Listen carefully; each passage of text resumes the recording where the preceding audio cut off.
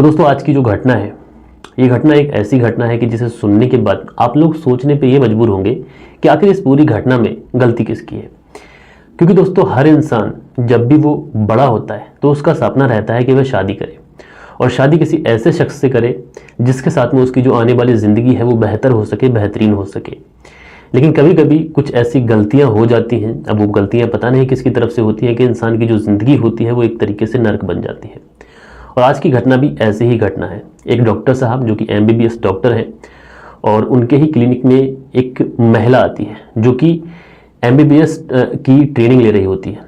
तो उस महिला से उन दोनों की दोस्ती होती है, प्यार होता है, शादी होती है और शादी के बाद में कुछ ऐसा होता है कि वो जो व्यक्ति है, डॉक्टर है, वो कोर्ट पहुंच जाता है और वो अपनी पत्नी से तलाक चाहता है। तो दोस्तों क्या हुआ था इस पूरी घटना के अंदर, इस घटना की सच्चाई जानने के लिए आप लोग हमारे वीडियो में अंत तक बने रहिएगा। तो दोस्तों आज की जो घटना मैं आप लोग को सुनाने जा रहा हूँ, ये घटना है मध्य प्रदेश की और मध्य प्रदेश का एक शहर है इंदौर और वहीं पर एक डॉक्टर साहब रहते हैं। ये डॉक्टर साहब जिनकी उम्र तो ठीक ठाक थी लेकिन अभी इनकी शादी नहीं हुई थी। ये अपने क्लिनिक में मरीजों को डेली की तरह देखते थे, अच्छे खासे मरीज इनके क्लिनिक में आया करते थे। और आज इनके क्लिनिक में एक लड़की आती है जो देखने में बेहद खूबसूरत होती है और डॉक्टर साहब से जब वो अपना हाथ दिखाती है, उनसे दवा लेने के लिए जब वो बात करती है तो डॉक्टर साहब उससे एक सवाल कर लेते हैं कि तुम कहाँ रहती हो। तो वो जो लड़की है वो बताती है दरअसल वो यहीं रहती है और एमबीबीएस की ट्रेनिंग कर रही है। तो डॉक्टर साहब जो है उससे बात करने में थोड़ी सी और रुचि दिखाते हैं क्योंकि अपनी ही फील्ड की कोई महिला थी जो दवा लेने आई थी। तो डॉक्टर साहब उससे पूछते हैं कि मूलतः आप कहाँ की रहने वाली है। तो वो लड़की बताती है दरअसल वो ग्वालियर की रहने वाली है। ग्वालियर से थोड़ा सा दूर पे एक गांव पड़ता है, वहाँ की ये रहने वाली, उस गांव का नाम भी ये महिला बताती है। तो उसके बाद में डॉक्टर साहब जो होते हैं वो एकदम से खुश हो जाते हैं, उनके चेहरे पर एक अजीब तरीके की स्माइल आ जाती है। डॉक्टर साहब कहते हैं कि दरअसल मेरा जो गाँव पड़ता है वो तुम्हारे ही गाँव के पास है, यानी कुछ दूरी है जो तुम्हारे और मेरे गाँव के बीच में है। तो उसके बाद में वो जो लड़की है वो भी थोड़ा सा इंटरेस्ट दिखाती है, इन दोनों के बीच में बातचीत शुरू होती है और दोस्तों वहीं पर इन दोनों के बीच में नंबर भी एक्सचेंज हो जाता है। अब जब नंबर एक्सचेंज हो जाता है तो उसके बाद में ये दोनों एक दूसरे से हाय हेलो शुरू करते हैं। अब हाय हेलो जब ये शुरू करते हैं तो इनके बीच में नज़दीकियाँ बढ़ती हैं, दोनों को एक दूसरे की आदत होती है और धीरे धीरे इनकी ये जो नज़दीकियाँ थीं ये प्यार में बदल जाती हैं। अब जब इन दोनों के बीच में प्यार होता है तो कहीं ना कहीं ये फैसला लेते हैं कि इन्हें अब शादी करनी चाहिए। और उसके बाद में ये दोनों ही लोग, जो लड़की है जो एमबीबीएस की ट्रेनिंग कर रही है और ये जो लड़का है जो कि एक एमबीबीएस डॉक्टर है, ये दोनों अपने घर में शादी को लेकर बात करते हैं और दोनों ही परिवार वाले जो होते हैं वो शादी के लिए हामी भर देते हैं और जो दोनों की शादी है वो समय के हिसाब से उसकी डेट फिक्स कर दी जाती है। और उसके बाद में दोस्तों वो दिन आता है कि इन दोनों की जो शादी है वो शादी होती है। बारात लड़की वालों के घर पहुंचती है, बहुत ही धूमधाम से बारात पहुंचती है और लड़की वाले भी बहुत ही धूमधाम से लड़के वालों का स्वागत करते हैं। जो भी रस्में रहती हैं उन रस्मों के मुताबिक उन बारातियों का स्वागत किया जाता है। अब स्वागत किया जाता है, उसके बाद में आखिरकार इन दोनों की शादी होती है। वक्त आता है लड़की की विदाई का। आज वो लड़की की विदाई का वक्त आता है तो लड़की जो है बहुत ज़्यादा रोती है क्योंकि एक लड़की अपने माता पिता का घर छोड़ के जाती है। तो किसी भी लड़की को नॉर्मल सी बात है कि रोना आएगा, तो ये लड़की भी बहुत ज़्यादा रो रही थी। आखिरकार ये लड़की की विदाई हो जाती है और ये जो लड़की है वो लड़के यानी एमबीबीएस जो डॉक्टर साहब है उनके घर पहुँच जाती है। इधर डॉक्टर साहब अपने दोस्तों से कुछ बातें चीतें करते होते हैं, उधर जो लड़की है उसको उस सुहागरात वाले कमरे में बिठा दिया जाता है जहाँ पर किसी भी महिला के लिए जो उसकी सपनों की ज़िंदगी है जहाँ से शुरू होती है। उसके बाद में जैसे ही समय गुजरता है, आधी रात का समय होता है, जो भी मेहमान वगैरह घर पे होते हैं वो सोने को चले जाते हैं और डॉक्टर साहब जो है वो अपनी अर्धांगिनी, अपनी मोहब्बत जिससे उन्होंने अपनी पसंद से शादी की थी उससे मिलने के लिए अपने रूम में पहुँचते हैं। अब जैसे ही रूम में पहुँचते हैं, रूम में पहुंचने के बाद में ये पहले तो थोड़ी बातचीत करते हैं अपनी पत्नी के साथ में और उसके बाद में जैसे ही ये अपनी पत्नी के साथ में सुहागरात यानी कि शारीरिक संबंध बनाने की कोशिश करते हैं, वो जो लड़की है वो लड़की इनकार कर देती है। वो कहती है कि दरअसल वो थकी हुई है और आज ये सब कुछ नहीं करेगी। अब डॉक्टर साहब ने पसंद से शादी की है तो बात मानना ज़रूरी है, इसलिए डॉक्टर साहब भी उस लड़की का कहना मान लेते हैं।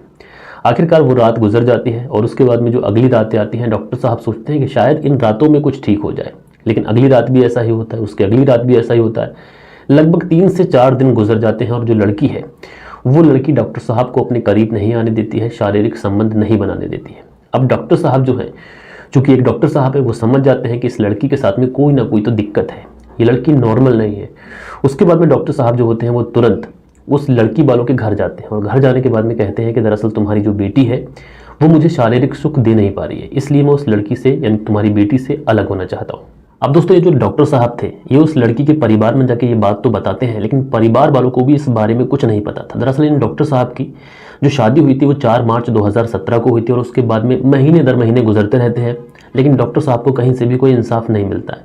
इधर पंचायतों पे पंचायतें बिठाई जाती हैं, रसूखदार लोगों को बुलाया जाता है ताकि इस जो पूरी घटना है इसका कोई समाधान निकल सके, लेकिन इस डॉक्टर को कहीं से भी कोई समाधान नहीं मिलता है। डॉक्टर परेशान। आखिरकार डॉक्टर साहब जो है वो एक फैसला लेते हैं और डॉक्टर साहब ग्वालियर के फैमिली कोर्ट में जाकर केस करते हैं और वो फैमिली कोर्ट में जाने के बाद में पूरी कहानी बताते हैं। तो इस केस की जो सुनवाई कर रहे थे अनिल कुमार जी, वो ये मुकदमा दर्ज कर लेते हैं और उसके बाद में लड़के वालों के पक्ष को और लड़की वाले पक्ष को बुलाया जाता है। लेकिन लड़के वालों का जो पक्ष होता है ये तो कोर्ट में हाजिर हो जाता है, लेकिन लड़की वाले जो पक्ष होता है ये कोर्ट में हाजिर नहीं होता है। आखिरकार एक डेट गुजरती है, फिर उसके बाद में दूसरी तारीख दी जाती है। दूसरी तारीख को भी यही होता है कि लड़के वालों का जो पक्ष है वो तो हाजिर हो जाता है, लेकिन लड़की वालों का पक्ष फिर से हाजिर नहीं होता है। दोस्तों 2 तारीखें गुजर जाती हैं, तीसरी तारीख आती है तब भी यही होता है, चौथी आती है तब भी यही होता है। तो आखिरकार जो वहाँ पे जो इस केस की सुनवाई कर रहे थे वो समझ जाते हैं कि ये जो पूरा मामला है लड़की वालों ने कहीं ना कहीं इसमें छल किया है। उसके बाद में आदेश किया जाता है कि लड़की वालों को पुलिस के द्वारा कोर्ट में हाजिर किया जाए। उसके बाद में लड़की वालों को कोर्ट में हाजिर किया जाता है। उसके बाद में लड़की का जो एक तरीके से उसका जो शारीरिक ढांचा था जिसको लेके पति ने शिकायत की थी उसका एक तरीके से मेडिकल कराया जाता है। तो पता चलता है मेडिकल के अंदर बातें साफ हो जाती हैं।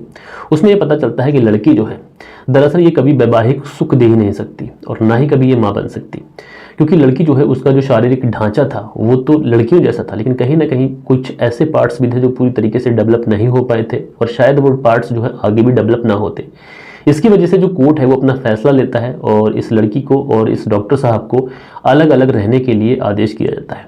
बहरहाल दोस्तों इस घटना को सुनने के बाद में आप लोग अपनी राय जरूर रखिएगा, लेकिन इस घटना को सुनाने का मकसद क्या था?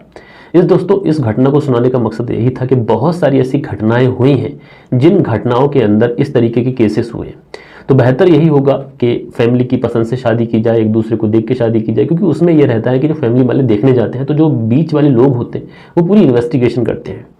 तो इस तरीके से शादी की जाए जिससे बेहतर और लंबी शादी चल सके। बहरहाल अपनी पसंद की शादी से इंसान को बचना चाहिए, क्योंकि इन शादियों में अक्सर झगड़े होते हैं, तकरार होती है और कुछ कहानियां ऐसी भी होती हैं कि जिनमें बात क्राइम तक भी पहुंच जाती है। बहरहाल दोस्तों आप लोग को ये घटना कैसी लगी आप लोग कमेंट्स में बताइएगा और हम लोग मिलते हैं हमारी किसी और वीडियो में किसी और सच्ची घटना के साथ। जब तक के लिए अपना ख्याल रखें, देश का ख्याल रखें। जय हिंद, जय भारत।